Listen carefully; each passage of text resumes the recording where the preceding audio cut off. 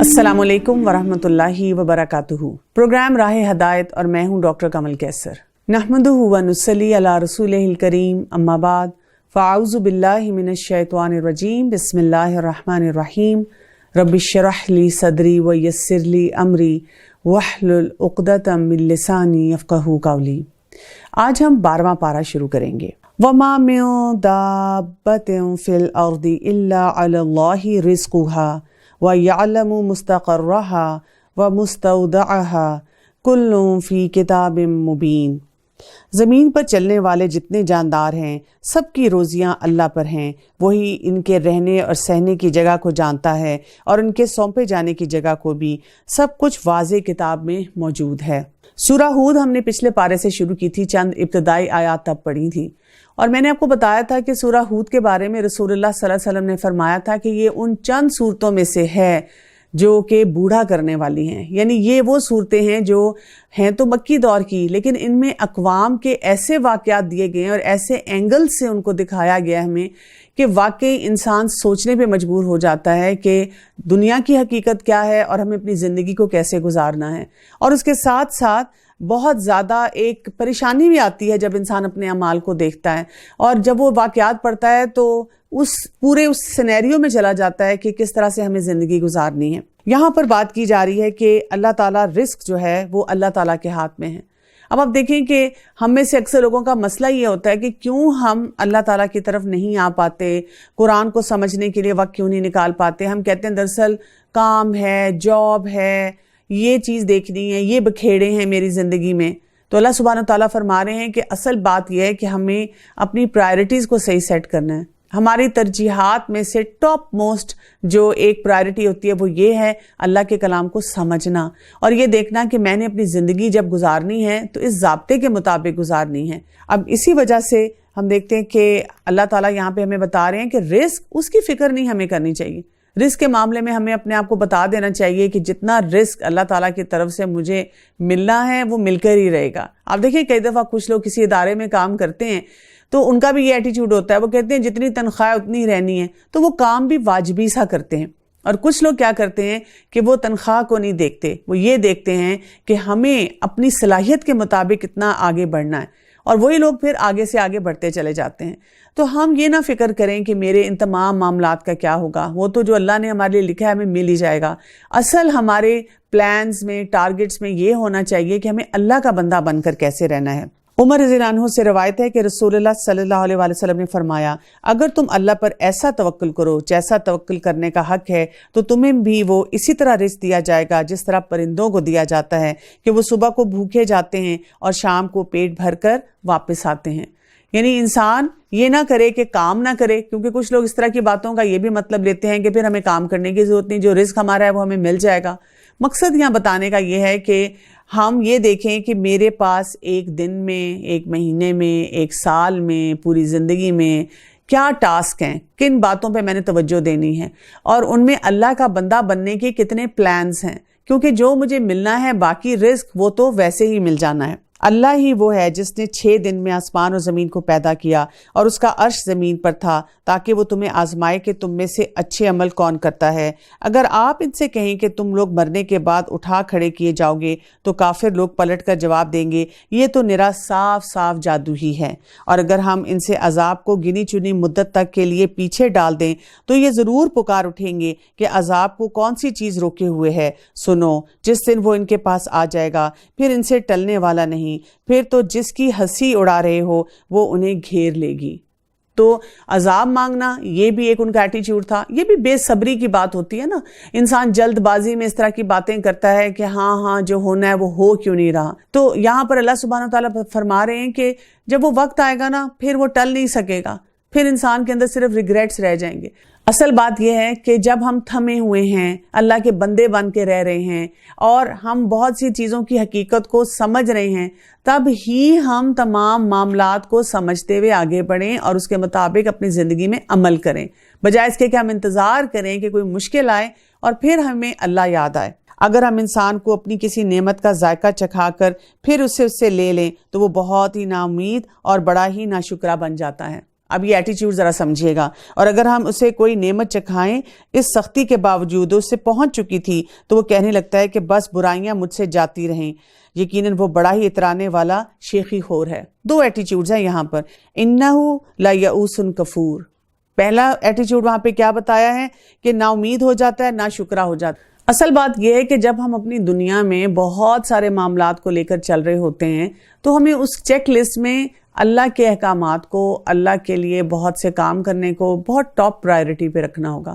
جب تک ہم یہ نہیں سوچیں گے کہ ہم اللہ کا بندہ بن کے رہیں، ہماری زندگی کے جو مشکلات ہیں وہ کبھی بھی کم نہیں ہوں گی۔ اور اسی لیے آگے بھی فرمایا گیا، اگر ہم انسان کو اپنی کسی نعمت کا ذائقہ چکھا کر پھر اسے اس سے لے لیں تو وہ بہت ہی نا امید اور بڑا ہی ناشکرا بن جاتا ہے۔ اور اگر ہم اسے کوئی نعمت چکھائیں اس سختی کے بعد جو اسے پہنچ چکی تھی تو وہ یہ کہنے لگتا ہے کہ بس برائی مجھ سے جاتی رہیں، یقیناً وہ بڑا ہی اترانے والا شیخی خور ہے۔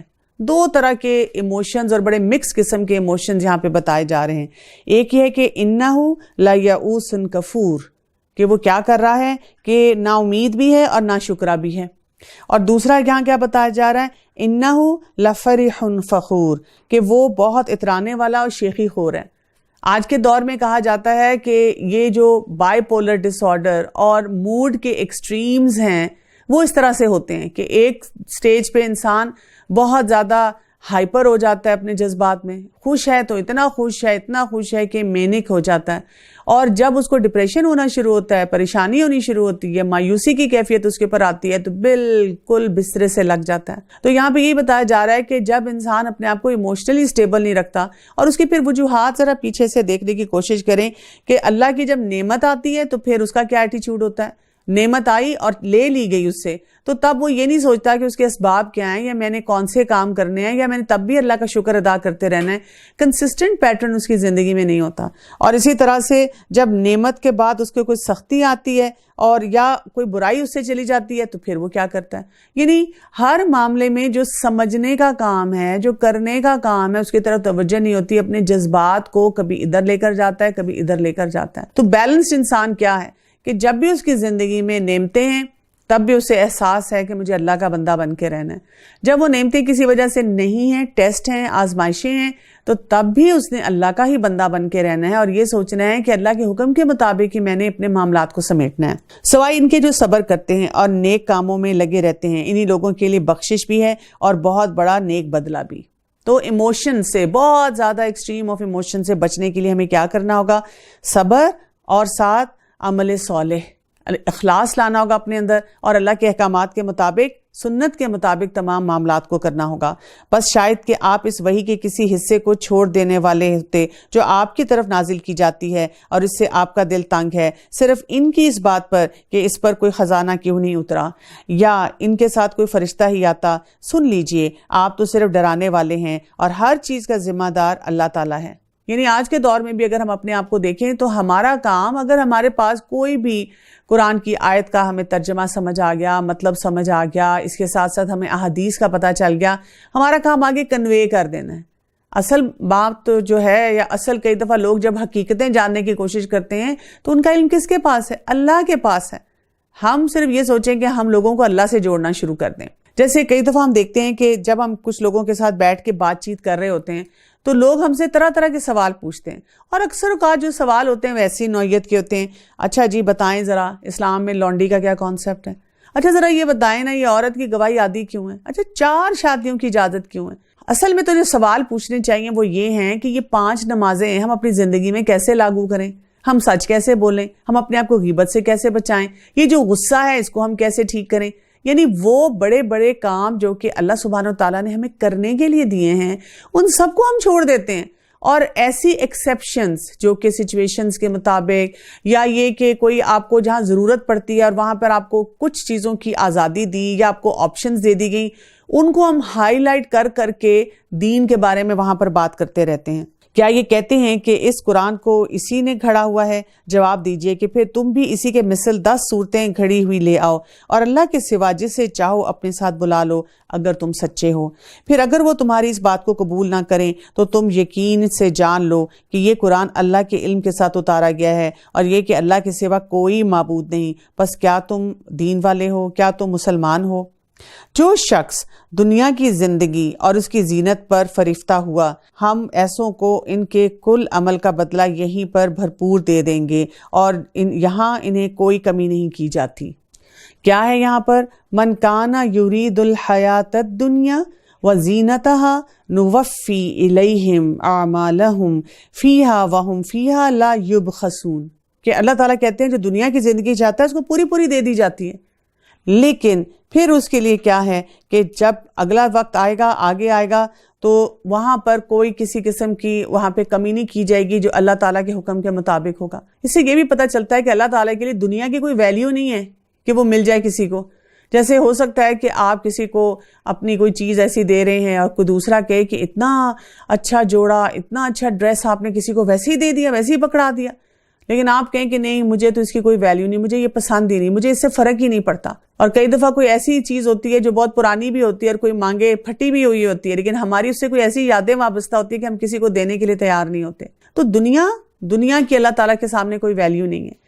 ہمارا ایکچولی بہت بڑا پرابلم یہ ہے کہ کیونکہ ہم نے دنیا کو بہت ویلیو دے دی ہے تو اس سے پیچھے ہٹنا ہمیں بہت مشکل لگتا ہے، اس کے بجائے کسی اور کام کو پرائرٹی بنانا جو ہے ہمیں مشکل لگ رہا ہوتا ہے۔ ہاں، یہی وہ لوگ ہیں جن کے لیے آخرت میں سوائے آگ کے اور کچھ نہیں، اور جو کچھ انہوں نے وہاں کیا تھا وہاں سب اکارت ہے، اور جو کچھ ان کے اعمال تھے سب کچھ برباد ہونے والے ہیں۔ وَحَبِطَ مَا صَنَعُوا فِيهَا وَبَاطِلٌ مَا كَانُوا يَعْمَلُونَ، کہ سب کچھ جو انہوں نے سوچا وہ اکارت ہو گیا۔ یہاں پر ہم دیکھتے ہیں کہ انسان کی نیت اور اخلاص اور عمل صالح کا کتنا بڑا رول ہے جو کہ ہائی لائٹ کیا گیا ہے۔ ابو ہریرہ رضی اللہ عنہ بیان کرتے ہیں کہ میں نے رسول اللہ صلی اللہ علیہ وسلم کو یہ فرماتے ہوئے سنا کہ قیامت کے دن پہلا آدمی جس کا فیصلہ کیا جائے گا وہ ایک شہید ہوگا۔ اسے اللہ تعالیٰ کے ہاں لایا جائے گا، اللہ تعالیٰ اسے اپنی نعمتیں یاد کرائے گا جن کا وہ اعتراف کرے گا۔ اللہ تعالیٰ فرمائے گا تو پھر تم نے کیا عمل کیا؟ وہ کہے گا میں تیری راہ میں لڑتا رہا یہاں تک کہ شہید ہو گیا۔ اللہ تعالیٰ فرمائے گا جھوٹ کہتے ہو، تم تو اس لیے لڑتے رہے کہ لوگ تمہیں بہادر کہیں اور تم وہ دنیا میں کہلوا لیے گئے۔ پھر اللہ تعالیٰ فرشتوں کو حکم دے گا کہ اسے گھسیٹتے ہوئے جہنم میں جا پھینکیں۔ پھر ایک اور شخص کو لایا جائے گا جس نے دین کا علم سیکھا اور لوگوں کو سکھایا اور وہ قرآن پڑھاتا تھا۔ اللہ تعالیٰ اس پر اپنی نعمتیں جتلائے گا جس کا وہ اعتراف کرے گا۔ پھر اللہ تعالیٰ اس سے پوچھے گا تو پھر تم نے کیا عمل کیا؟ وہ کہے گا میں نے خود علم سیکھا اور دوسروں کو سکھایا اور قرآن پڑھتا اور پڑھاتا رہا۔ اللہ تعالیٰ فرمائے گا جھوٹ کہتے ہو، تم نے تو علم اس لیے سیکھا کہ لوگ تمہیں عالم کہیں، اور قرآن اس لیے پڑھایا تھا کہ لوگ تجھے قاری کہیں اور تجھے دنیا میں عالم اور قاری کہا جائے۔ پھر اللہ تعالیٰ فرشتوں کو حکم دے گا جو اسے گھسیٹتے ہوئے دوزخ میں لے جا کر پھینکیں گے۔ پھر ایک اور آدمی کو لایا جائے گا جسے اللہ تعالیٰ نے ہر قسم کے اموال سے نوازا تھا۔ اللہ تعالیٰ اسے اپنی نعمتیں جتلائے گا جن کا وہ اعتراف کرے گا۔ پھر اللہ تعالیٰ اسے پوچھے گا پھر تم نے کیا عمل کیا؟ وہ کہے گا میں نے ہر اس راہ میں مال خرچ کیا جس میں تیری رضا تھی۔ اللہ تعالیٰ فرمائے گا جھوٹ کہتے ہو، تم تو اس لیے خرچ کرتے تھے کہ لوگ تمہیں سخی کہیں اور وہ تم کو دنیا میں کہا جا چکا۔ پھر فرشتوں کو حکم ہوگا جو اسے گھسیٹتے ہوئے جہنم میں لے جا کر پھینکیں گے۔ اسی لیے ہمیں کیا کرنے کی ضرورت ہے؟ اپنی نیتوں کو ہر وقت ٹٹولنا چاہیے، کیونکہ ہوتا یہ ہے کہ ہم کئی دفعہ جو بھی کام شروع کرتے ہیں اللہ کی خاطر ہی خالص شروع کرتے ہیں، لیکن جب کوئی تعریف کرتا ہے یا کوئی اور ایسے معاملہ ہوتا ہے تو ہم خوشی میں آ کے اپنے آپ کو کریڈٹ دینا شروع کر دیتے ہیں یا ہم اپنے ہی ذات میں کھو کر رہ جاتے ہیں۔ ایسے تمام مواقع پہ اپنے آپ کو روک لینا چاہیے، تھام لینا چاہیے اور دوبارہ اپنی نیت کی اصلاح کرتے رہنا چاہیے۔ کیا وہ شخص جو اپنے رب کے پاس کی دلیل پر ہو اور اس کے ساتھ اللہ کی طرف کا گواہ ہو اور اس سے پہلے موسیٰ کی کتاب گواہ ہو جو پیشوا اور رحمت ہے، یہی لوگ ہیں جو اس پر ایمان رکھتے ہیں، اور تمام فرقوں میں سے جو بھی ان کا منکر ہو اس کے آخری وعدے کی جگہ جہنم ہے۔ پس تو اس میں سے کسی قسم کے شک میں نہ رہ، یقیناً یہ تیرے رب کی جانب سے سراسر برحق ہے، لیکن اکثر لوگ ایمان لانے والے نہیں ہوتے۔ اس سے بڑھ کر ظالم کون ہوگا جو اللہ پر جھوٹ باندھے؟ یہ لوگ اپنے پروردگار کے سامنے پیش کیے جائیں گے اور سارے گواہ کہیں گے کہ یہ وہ لوگ ہیں جنہوں نے اپنے پروردگار پر جھوٹ باندھا۔ خبردار رہو کہ اللہ کی لعنت ہے ظالموں پر۔ جو اللہ کی راہ سے روکتے ہیں اور اس میں کجی تلاش کرتے ہیں، یہی آخرت کے منکر ہیں۔ تو اب یہاں پر کیا ہے، یصدون عن سبیل اللہ، ایک تو اللہ کے راستے سے روکنا. کیسے کیسے روکا جاتا ہے؟ سب سے پہلے تو مذاق اڑا کے روکا جاتا ہے، باتیں بنا کے روکا جاتا ہے. پھر جہاں پر انسان پڑھنے جانا چاہ رہا ہو ان کے بارے میں خوفناک کہانیاں سنائی جاتی ہیں. پھر یہ کہ ایسی اگزامپل سامنے لائی جاتی ہیں یا ایسے لوگوں کو ہائی لائٹ کیا جاتا ہے جو شاید نہ دین میں اس طرح چل پا رہے ہوتے ہیں نہ دنیا کی طرف جا رہے ہوتے ہیں. پھر ویسے بھی ان کا مذاق اڑایا جاتا ہے، ان کو کہا جاتا ہے کہ یہ تم نے کیا حلیہ بنا لیا، اچھا تم نے یہ کیوں کیا، عجیب و غریب باتیں اور کنفیوژنز کر کے وہی رول پلے کیا جاتا ہے جو کہ مشرکین مکہ کیا کرتے تھے. دوسرا کیا ہے، وَيَبْغُونَهَا عِوَجًا، ٹیڑھ جو ہے اس میں لایا جاتا ہے. کبھی ان سے ایسے سوالات پوچھے جاتے ہیں، اگر یہ ہے تو پھر یہ کیوں ہے، اگر یہ الاؤڈ ہے تو یہ الاؤڈ کیوں نہیں ہے. یعنی یہ وہ سوالات ہوتے ہیں یا تو ان کا پریکٹیکلی ہماری زندگی سے کوئی تعلق نہیں ہوتا، ہم صرف ان کو تنگ کرنے کے لیے باتیں ایسی کرتے ہیں جیسے مطالبے مشرکین مکہ جو ہے وہ کیا کرتے تھے.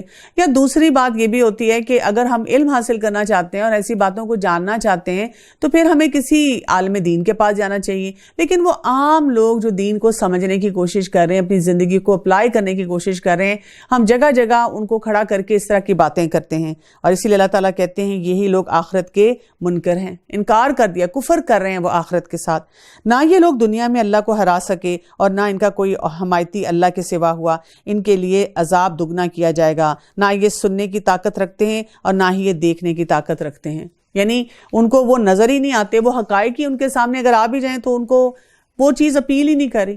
کیونکہ ہم نے سب کچھ تو اندر اپنے سسٹم میں لے جانا اسی طرح ہے نا، سننا ہے، دیکھنا ہے اور مشاہدے کر کے سن کر ہی ہم نے پھر ہمارے دماغ نے اس کو پروسیس کرنا ہے ساری انفارمیشن کو. تو وہ ہم یہ کرنا ہی نہیں چاہ رہے. یہی ہے جنہوں نے اپنا نقصان آپ کر لیا اور وہ سب کچھ ان سے کھو گیا جو انہوں نے گھر رکھا تھا. بے شک یہی لوگ آخرت میں زیاں کار ہوں گے. یقیناً وہ لوگ ایمان لائے اور انہوں نے کام بھی نیک کیے اور اپنے پالنے والے کی طرف جھکتے رہے، وہی جنت میں جانے والے ہیں جہاں وہ ہمیشہ ہمیشہ رہنے والے ہیں. ایسے لوگ بھی ہمیں نظر آتے ہیں کہ جب ان کو اس طرح سے موٹیویٹ کرنے کی کوشش کی جائے کہ دیکھیں یہ کام کرنے سے آپ کیسے دنیا اور آخرت کما سکتے ہیں، جنت میں جا سکتے ہیں، تو وہ یہ کہتے ہیں کہ نعوذ باللہ ہم تو شاید بور نہیں ہو جائیں گے جنت میں جا کے. اب دیکھیں دنیا میں اگر آپ کسی خوشی کی جگہ پہ جاتے ہیں، ریلیکس کرتے ہیں، تو وہاں سے آپ کا واپس آنے کو دل نہیں چاہتا. آپ کہتے ہیں اتنا مزہ آ رہا تھا، یہاں پہ دوبارہ ویکیشن کے لیے جائیں گے، دوبارہ سے کچھ پلان کریں گے. اور آخرت میں جہاں پر ہم دیکھتے ہیں کہ سب کچھ دنیا میں کر کے جو آپ کمائی حاصل کر رہے ہیں، اللہ تعالیٰ کی طرف سے وہ فضل آپ کو مل رہا ہے، تو اس سے انسان کیسے تنگ آئے گا. ان دونوں فرقوں کی مثال اندھے، بہرے اور دیکھنے سننے والے جیسی ہے. کیا یہ دونوں مثال میں برابر ہو سکتے ہیں؟ کیا پھر بھی تم نصیحت حاصل نہیں کرتے؟ یعنی ایک انسان جو ہے وہ اندھا بہرا ہے، ایک وہ انسان ہے جو دیکھ سکتا ہے، سن سکتا ہے. تو there is going to be difference. ایک ہی گیدرنگ میں رہتے ہوئے ایک اٹھتا ہے اور وہ کیا کہتا ہے، اللہ کی ہر بات کو ماننا شروع کر دیتا ہے. اور اسی گیدرنگ میں بیٹھا ہوا ایک اور انسان جو ہوتا ہے وہ کہتا ہے مجھے تو کوئی بات اپیل نہیں کی. وہی باتیں بار بار ریپیٹ کر رہے تھے. وَلَقَدْ أَرْسَلْنَا نُوحًا إِلَىٰ قَوْمِهِ إِنِّي لَكُمْ نَذِيرٌ مُّبِينٌ. یقیناً ہم نے نوح علیہ السلام کو اس کی قوم کی طرف رسول بنا کر بھیجا کہ میں تمہیں صاف صاف ہوشیار کر دینے والا ہوں. اب یہاں پر واقعات شروع ہو رہے ہیں اور ان واقعات میں بھی بہت سے اسباق ہیں جن کی طرف ہم توجہ دیں گے. تو انہوں نے اپنی قوم کو کیا کیا، صاف صاف میسج دے دیا کہ تم صرف اللہ ہی کی عبادت کرو، مجھے تو تم پر دردناک دن کے عذاب کا خوف ہے. اس کی قوم کے کافروں کے سرداروں نے جواب دیا کہ ہم تو تجھے اپنے جیسا انسان ہی دیکھتے ہیں اور تیرے تابعداروں کو بھی ہم سرسری نظر میں دیکھتے ہیں کہ سوائے نیچ اور موٹی عقل والوں کے اور کوئی نہیں. ہم تو تمہاری کسی قسم کی برتری اپنے اوپر نہیں دیکھ رہے بلکہ ہم تو تمہیں جھوٹا ہی سمجھ رہے ہیں. دیکھیں سردار، ایلیٹ کلاس، انفلوئنشل کلاس جو ہے، انہوں نے ان کو کیسے جھٹلایا. انہوں نے یہ کہا کہ ہمیں تو وہ لوگ نظر آتے ہیں، کوئی انٹیلیجنس نہیں ان میں نظر آتی. یہ تو جو ہے آپ لاجک کے بغیر اور بلائنڈلی کسی بات کو جو ہے وہ فالو کرنا شروع کر رہے ہیں. اور اس قسم کی باتیں انہوں نے ان لوگوں کے بارے میں کی جو کہ نوح علیہ السلام کی بات سن کر اللہ تعالیٰ کے کلام کے ساتھ اپنے آپ کو اٹیچ کر رہے تھے. نوح علیہ السلام نے کہا میری قوم والوں، مجھے بتاؤ تو اگر میں اپنے رب کی طرف سے کسی دلیل پر ہوا اور مجھے اس نے اپنی طرف کی کوئی رحمت عطا کی تو پھر وہ تمہاری نگاہوں میں نہ آئی ہو تو کیا زبردستی میں سے تمہارے گلے مونڈ دوں حالانکہ تم اس سے بیزار ہو. میری قوم والو، میں تم سے اس پر کوئی مال نہیں مانگتا، میرا ثواب تو صرف اللہ تعالیٰ کے ہاں ہے اور نہ میں ایمانداروں کو اپنی طرف سے نکال سکتا ہوں. انہیں اپنے رب سے ملنا ہے لیکن میں دیکھتا ہوں کہ تم لوگ جہالت کر رہے ہو اور یہاں پر انہوں نے یہی بات دوبارہ ہائی لائٹ کی کہ ایک انسان کو ایک حد تک ہی بتایا جا سکتا ہے نا. اللہ کی باتیں آپ سن رہے ہیں, اب آپ نہیں سننا چاہتے یا نہیں اس پہ عمل کرنا چاہتے, تو کوئی انسان آپ کو زبردستی فورس تو نہیں کر سکتا. آپ کے دماغ کے اندر گھس کے وہاں کے جو چینلز ہیں ان کو تو نہیں ٹھیک کر سکتا. یہ تو معاملہ ہم نے خود سے اپنے ساتھ کرنا ہے نا. ہم نے جب کھلے دل کے ساتھ وسعت کے ساتھ پڑھنا ہے. اور یہاں پہ یہ بھی جو بات ہے بہت امپورٹنٹ ہے کہ وہ لوگ اپنے رب سے ملنا چاہتے ہیں. یعنی جو انسان اپنے رب سے تعلق بھی بناتا ہے, ملنا بھی چاہتا ہے, اس کی زندگی میں وہ تبدیلیاں آنی شروع ہوتی ہیں. میری قوم کے لوگوں, اگر میں ان مومنوں کو اپنے پاس سے نکال دوں تو اللہ کے مقابلے میں میری مدد کون کر سکتا ہے؟ کیا تم کچھ غور و فکر نہیں کرتے؟ ہم کیسے غور و فکر کریں؟ ہم نے تو غور و فکر کرنا ہے کہ میں نے کون سے پرنٹ لینے ہیں, کون سی بوتیک پہ جانا ہے, کون سی سیل میں جا کر کپڑوں کے اوپر اٹیک کرنا ہے. ہم نے تو غور و فکر کرنا ہے کہ گھر بڑے سے بڑا کیسے بنانا ہے. آفس میں رہتے ہوئے ہم نے کس طرح سے اپنی ترقی کے اوپر توجہ دینی ہے. ہم کہاں سے غور و فکر کریں گے اس کائنات پہ؟ اور پھر جب ہم فارغ بھی ہو جاتے ہیں اور کائنات ہمارے سامنے ہوتی ہے, اتنے خوبصورت مناظر ہوتے ہیں, ہم ان پہ غور و فکر کرنے کے بجائے اپنی سکرینز پہ غور و فکر کر رہے ہوتے ہیں. میں تم سے نہیں کہتا کہ میرے پاس اللہ کے خزانے ہیں. سنو, میں غیب کا علم بھی نہیں رکھتا, نہ میں یہ کہتا ہوں کہ میں کوئی فرشتہ ہوں, نہ میرا یہ قول ہے کہ جن پر تمہاری نگاہیں ذلت سے پڑ رہی ہیں انہیں اللہ کوئی نعمت دے گا ہی نہیں. ان کے دل میں جو ہے اسے اللہ خوب ہی جانتا ہے. اگر میں ایسی باتیں کہوں تو یقیناً میرا شمار ظالموں میں ہو جائے گا. تو کوئی بھی ٹال کلیم جو تھا وہ کسی نبی کی طرف سے نہیں آیا, کسی دین والے انسان کی طرف سے نہیں آیا. یہ ساری باتیں ان لوگوں کی طرف سے آتی رہتی ہیں جو کہ اللہ تعالیٰ کے بنائے ہوئے سسٹم کو اس کو اپوز کرتے رہتے ہیں. قوم کے لوگوں نے کہا, اے نوح, تو نے ہم سے بحث کر لی, خوب بحث کر لی. اب تو جس چیز سے ہمیں دھمکا رہا ہے وہی ہمارے پاس لے آ, اگر تو سچوں میں سے ہے. اب آپ دیکھیں کہ لوگوں کا ایٹیٹیوڈ کیا تھا. بحث خود کر رہے تھے, بات خود نہیں مان رہے تھے, لیکن نوح علیہ السلام کو کہتے ہیں آپ ہم سے بحث کر رہے ہیں. جواب دیا کہ اسے بھی اللہ تعالیٰ ہی لائے گا اگر وہ چاہے, اور ہاں تم اسے ہرانے والے نہیں ہو. تمہیں میری خیر خواہی کچھ بھی نفع نہیں دے سکتی, گو میں کتنی ہی تمہاری خیر خواہی میں کیوں نہ چاہوں, بشرطیہ اللہ کا ارادہ تمہیں گمراہ کرنے کا ہو. وہی تم سب کا پروردگار ہے اور اسی کی طرف تم لوٹائے جاؤ گے. کیا یہ کہتے ہیں کہ اسے خود ہی اس نے گھڑ لیا ہے؟ تو جواب دے کہ اگر میں نے اسے گھڑ لیا ہو تو میرا گناہ مجھ پر ہے اور میں ان گناہوں سے بری ہوں جو تم کر رہے ہو. آپ دیکھیں, اگر کسی انسان نے کوئی بات بنا بھی لی تھوڑی دیر کے لیے, اگر آپ لاجیکلی بھی سوچیں تو وہ آپ کو کیا بتا رہا ہے؟ وہ یہی بتا رہا ہے نا کہ ایک اللہ کی طرف بڑھیں. وہ یہ بتا رہا ہے نا رسول اللہ صلی اللہ علیہ وسلم کے راستے کی طرف بڑھیں. وہ یہی کہہ رہا ہے نا آپ کو کہ اس میں جو ہمیں طریقے بتائے گئے ہیں کیا ہیں, حقوق اللہ کے اور حقوق العباد کے, جس سے آپ کا سسٹم بڑا اسٹرانگ ہو جاتا ہے, آپ کے دماغ میں کلیئرٹی آ جاتی ہے, آپ کے ریلیشن شپس بہتر ہو جاتے ہیں. تو کام تو سارے اچھے ہی ہیں جو کرنے والے ہیں. نوح علیہ السلام کی طرف وہی بھیجی گئی کہ تیری قوم میں سے جو ایمان لا چکے ہیں ان کے سوا کوئی اب ایمان لائے گا ہی نہیں, پس تو ان کے کاموں پر غمگین نہ ہو. اور ایک کشتی ہماری آنکھوں کے سامنے اور ہماری وحی سے تیار کر, اور ظالموں کے بارے میں ہم سے کوئی بات چیت نہ کر, وہ پانی میں ڈوب جانے والے ہیں. اب یہاں پہ بھی کیا کہا گیا, آیت نمبر 37 کو دیکھیے, وَاصْنَعِ الْفُلْكَ بِأَعْيُنِنَا وَوَحْيِنَا وَلَا تُخَاطِبْنِي فِي الَّذِينَ ظَلَمُوا إِنَّهُمْ مُغْرَقُونَ. اللہ تعالیٰ نے اپنی آنکھوں کے سامنے اپنے حکم سے وہ کشتی بنوائی.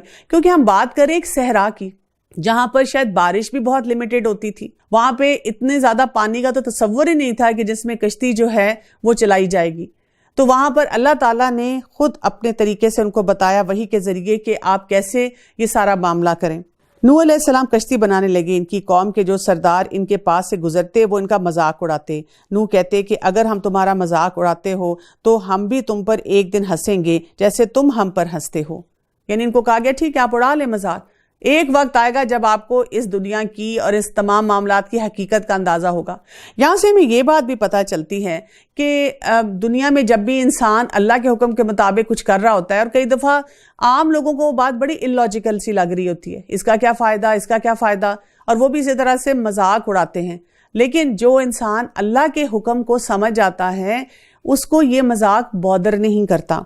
تمہیں بہت جلد معلوم ہو جائے گا کہ کس پر عذاب آتا ہے اور جو اسے رسوا کرے اور اس پر ہمیشگی کی سزا اتر آئے، یہاں تک کہ جب ہمارا حکم آ پہنچا اور تنور ابلنے لگا، ہم نے کہا اس کشتی میں ہر قسم کے جانداروں میں سے جوڑے یعنی 2 جانور، ایک نر اور ایک مادہ سوار کرا لے، اور اپنے گھر کے لوگوں کو بھی سوائے ان کے جن پر پہلے سے بات پڑ چکی ہے، اور سب ایمان والوں کو بھی، اور اس کے ساتھ ایمان لانے والے بہت ہی کم تھے۔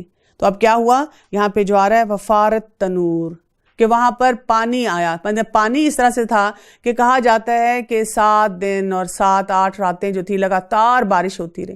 آپ دیکھیں، آپ کسی بھی علاقے میں رہتے ہوں اور اگر طوفانی بارش ہو اور چند گھنٹوں کی ہو تو ایسے لگتا ہے کہ واقعی سیلابی کیفیت ہو گئی ہے۔ تو تھوڑی دیر کے لیے آپ سوچیں کہ وہاں پر اتنی بارش تھی کہ پانی اتنا زیادہ آنا شروع ہو گیا، اور ایسے لگ رہا تھا کہ اوپر اور نیچے ہر طرف سے پانی ہی پانی ہے۔